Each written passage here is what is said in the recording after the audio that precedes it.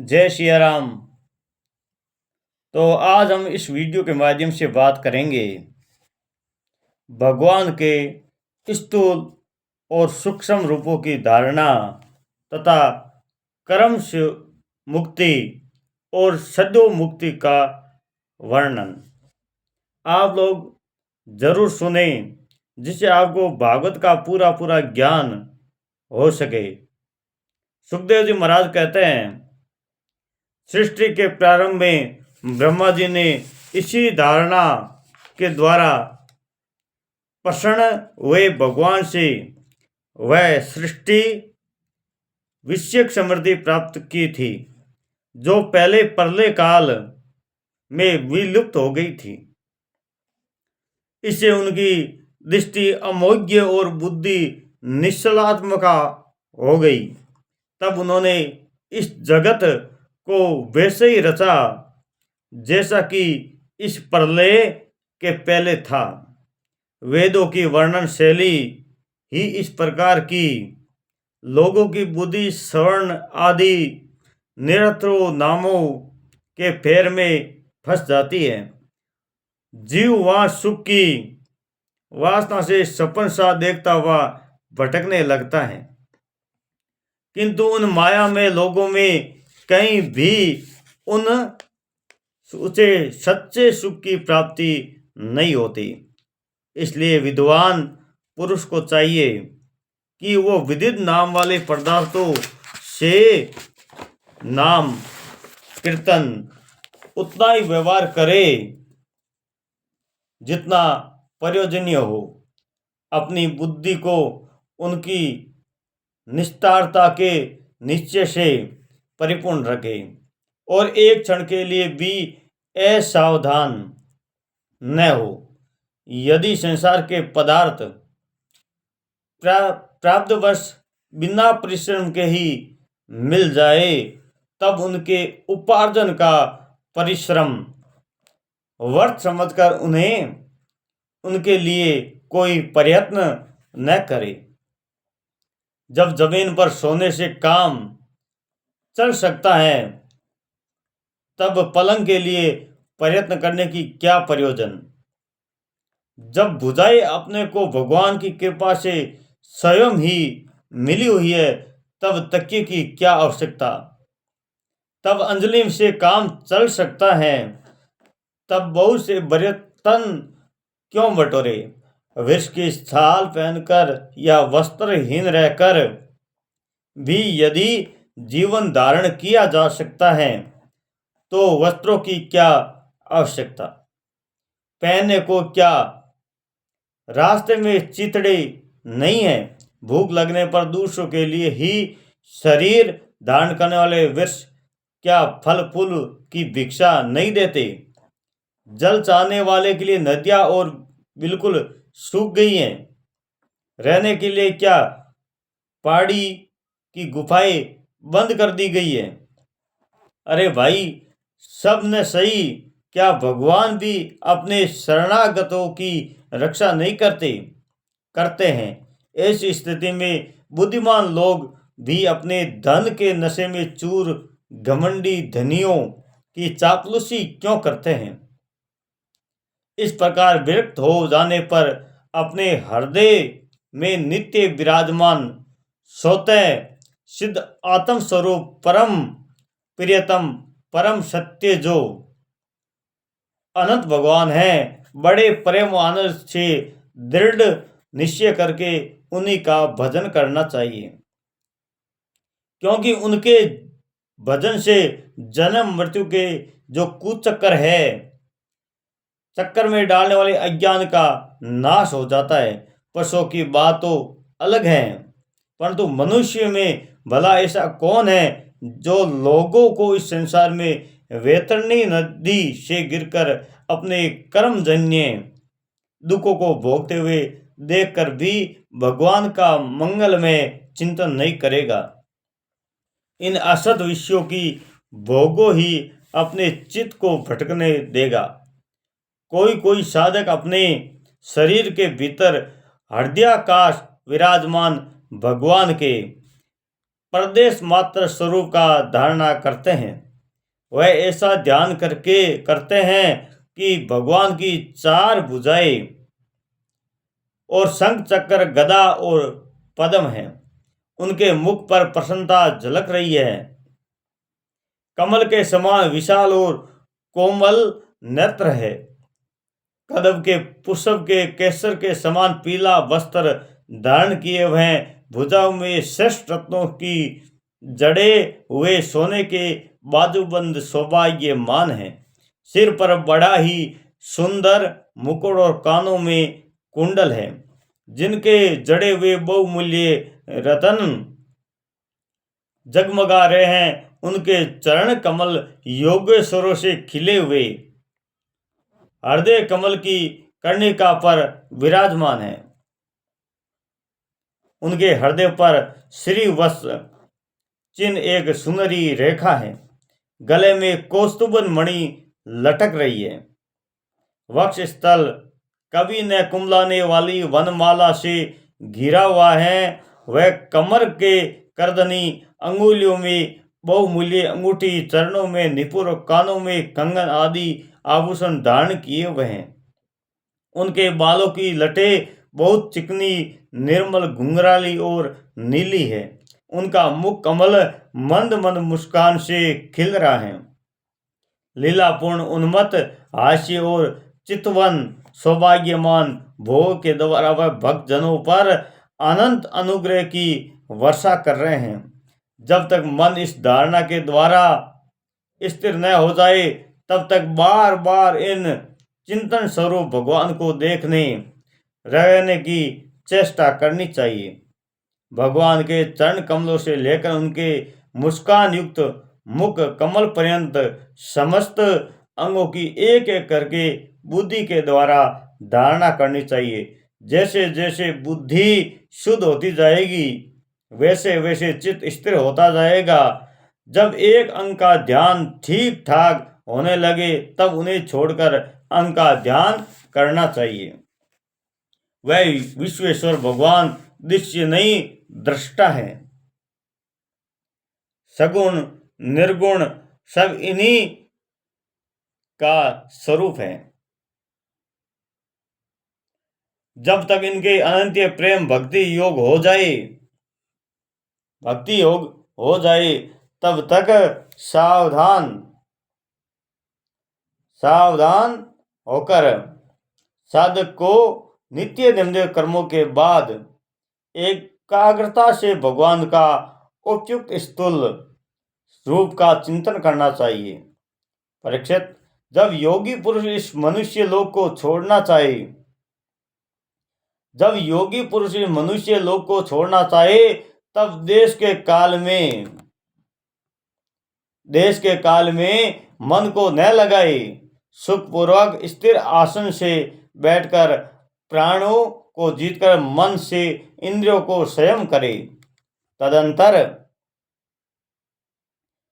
अपनी निर्मल बुद्धि से मन को नियमित करके मन के साथ बुद्धि का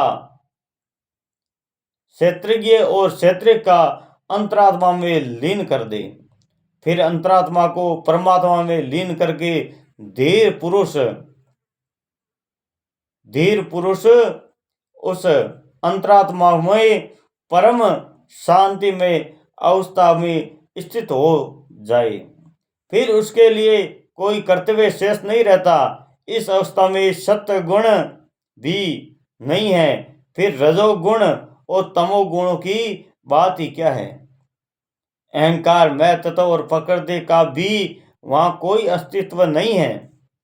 उस स्थिति में जब देवताओं के नियामक काल की दाल नहीं गलती, तब देवता और उसके अधीन रहने वाले प्राणी तो रह कैसे सकते हैं।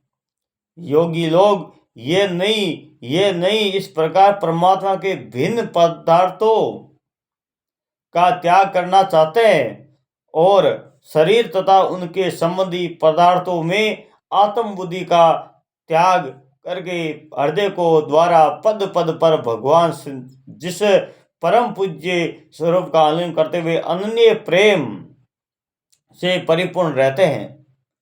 वही भगवान विष्णु का परम पद है। इस विषय में समस्त शास्त्रों की संपत्ति है। ज्ञान दृष्टि के बल से उनके चित्त की वासना नष्ट हो गई है। उन ब्रह्मनिष्ठ योगी को इस प्रकार अपने शरीर का त्याग करना चाहिए। पहले एडी से अपनी गुदा को दबाकर स्थिर हो जाए और जब बिना घबराहट के प्राण वायु का षट चक्र वेदन का रीति से ऊपर ले जाए। मनस्वी योगी को चाहिए कि नाभि चक्र मणि पूरक में स्थित वायु को हृदय चक्र अनाहत में वहां से उदान वायु के द्वारा वक्ष स्थल के ऊपर विशुद्ध चक्र में, फिर उस वायु को धीरे धीरे तालु मूल में विशुद्ध चक्र में अग्रभाग में चढ़ा दे।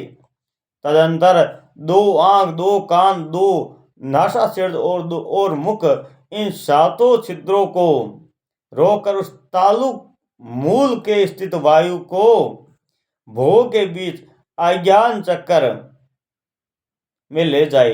यदि किसी लोक में जाने की इच्छा न हो तो आधी घड़ी तक उस वायु को वहीं रोककर फिर स्थिर लक्ष्य के साथ उसे सहस्त्रार में ले जाकर परमात्मा में स्थित हो जाए। इसके बाद ब्रह्म रगन का भेदन करके शरीर इंद्रियादि को छोड़ दे। परीक्षित, यदि योगी की इच्छा हो कि मैं ब्रह्मलोक में जाऊं,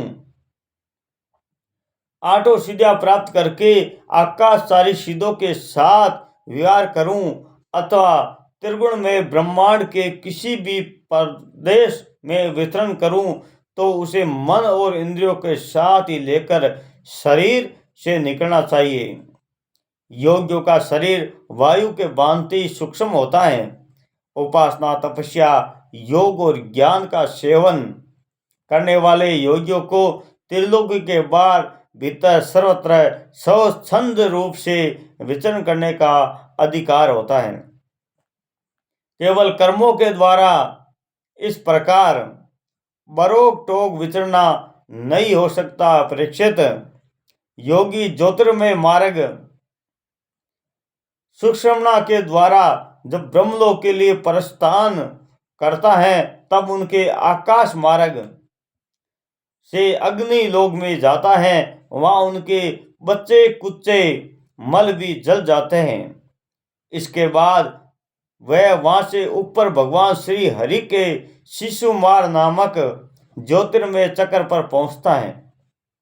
भगवान विष्णु का ये शिशुमार चक्र विश्व ब्रह्मांड के भ्रमण का केंद्र है और उसका अतिक्रमण करके अत्यंत सूक्ष्म और निर्मल शरीर से एकला ही मैर लोक में जाता है। वह लोक ब्रह्म वेताओं के द्वारा वंदित है। उसके कल्प पर्यंत जीवित रहने वाले देवता विहार करते हैं। फिर जब प्रलय का समय आता है, तब नीचे के लोगों के शेष के मुख से निकली हुई आग के द्वारा भस्म होते देख वह ब्रह्मलोक में चला जाता है। जिस ब्रह्मलोक में बड़े बड़े सिद्धेश्वर विमानों पर विमान करते हैं, उस ब्रह्मलोक की आयु ब्रह्मा की आयु के समान ही 2 पदार्थ की है। वहां न शोक है, न दुख है, न बुढ़ापा है, न मृत्यु है। फिर वहां किसी प्रकार का उद्वेग या भय कैसे हो सकता है? वहां यदि दुख है तो केवल एक बात का, वह यही कि इस परम पद को जानने वाले लोगों को जन्म मृत्यु में अत्यंत घोर संकटों को देखकर दयावश वहां के लोगों के मन में बड़ी पैदा होती है। सत्य लोक में पहुंचने के पश्चात वह योगी निर्भय होकर अपने सूक्ष्म शरीर को पृथ्वी में मिला देता है और फिर उतावली न करते हुए 7 आवरणों का भेदन करके पृथ्वी रूप को, जल को और जल रूप से अग्नि रूप में आवरणों से प्राप्त होकर वह ज्योतिर रूप से वायु रूप आवरण में आ जाता है और वहां पर समय पर ब्रह्म की अंतता की बोध कराने वाले आकाश रूप आवरण में प्राप्त होता है। इसी प्रकार स्थूल आवरण को पार करते समय उनकी इंद्रिया भी अपने सूक्ष्म अधिष्ठा में लीन हो जाती है। घ्राणेन्द्रिय गंधत प्राजा में रसना, रसत मात्रा में नेत्र, रूपन मात्रा में त्वचा और स्पंद तन मात्रा में श्रोत्र शब्द का, तन मात्रा में और कर्मेंद्रिय अपनी अपनी क्रिया शक्ति से मिलकर अपने अपने सूक्ष्म स्वरूप को प्राप्त हो जाती है। इसी प्रकार योगी पंचभूतों के स्थूल सूक्ष्म आवरणों को पार करके अहंकार में प्रवेश करता है। वहां सूक्ष्म भूतों के तामस अहंकार में, इंद्रियों का राजस अहंकार में तथा मन को इंद्रियों में अधिष्ठा देवता की सात्विकी अहंकार में लीन कर देता है। इसके बाद अहंकार के सहित लय रूप गति के द्वारा मैं तत्व प्रवेश करके अंत में समस्त गुणों के लय स्थान प्रकृति रूप आवरण में जा मिलता है। परीक्षित, महाप्रलय के समय प्रकृति रूप आवरण का भी लय हो जाने पर वह योगी स्वयं आनंद स्वरूप होकर अपने उस निरावरण रूप में आनंद स्वरूप शांत परमात्मा को प्राप्त हो जाता है, जिसे हम भगवानमयी गति का प्राप्ति हो जाती है। फिर उसे इस संसार में नहीं आना पड़ता। परीक्षित, तुमने जो पूछा है उसका उत्तर मैंने वेदोक्त सनातन मार्ग, सद्यो बुद्धि और कर्म मुक्ति का तुमसे वर्ण किया। पहले ब्रह्मा जी ने भगवान वासुदेव की आराधना करके उनसे जब ये प्रश्न किया था, तब उन्होंने उत्तर के इन्हीं दोनों मार्गों की बात ब्रह्मा जी से कही। संसार चक्कर में पड़े हुए मनुष्य के लिए जिस साधना के द्वारा उसे भगवान श्री कृष्ण की अनन्य प्रेममयी भक्ति प्राप्त हो जाए, इसके अतिरिक्त और कोई भी कल्याणकारी मार्ग नहीं है। भगवान ब्रह्मा ने एकाग्र से सारे वेदों के 3 बार अनुशीलन करके अपनी बुद्धि से यही निश्चय किया कि उसके सर्वात्मा भगवान श्री कृष्ण के प्रति अनन्य प्रेम प्राप्त हो। वही सर्वश्रेष्ठ धर्म है। समस्त अचर प्राणियों के उनके आत्मा रूप में भगवान श्री कृष्ण की लक्षित होते हैं, क्योंकि ये बुद्धि आदि दृश्य पदार्थ उनका अनुमान कराने वाले लक्ष्य हैं। वह इन सबके साक्षी एकमात्र दृष्टा है। परीक्षित, इसलिए मनुष्य को चाहिए कि सब समय में सभी स्थितियों में अपनी संपूर्ण शक्ति का भगवान श्री हरि का श्रवण, कीर्तन और स्मरण करे। राजन, संत पुरुष आत्म स्वरूप भगवान की कथा का मधुर अमृत बांटते ही रहते हैं। जो अपने कान में दोनों को भर भर कर उसका पान करते हैं, उनके हृदय में विश्व का विषला प्रभाव जाता रहता है, वह शुद्ध हो जाता है। वह भगवान श्री कृष्ण के चरण कमलों की सनिधि प्राप्त कर लेते हैं। आज के लिए इतना ही, और कल के वीडियो में बात करेंगे आगे के प्रसंग की। कामनाओं के अनुसार विभिन्न देवताओं की उपासना तथा भगवत भक्ति में प्राधान्य का निरूपण कैसे हुआ, ये हम कल के वीडियो में बात करेंगे। तब के लिए जय सिया राम, राधे राधे।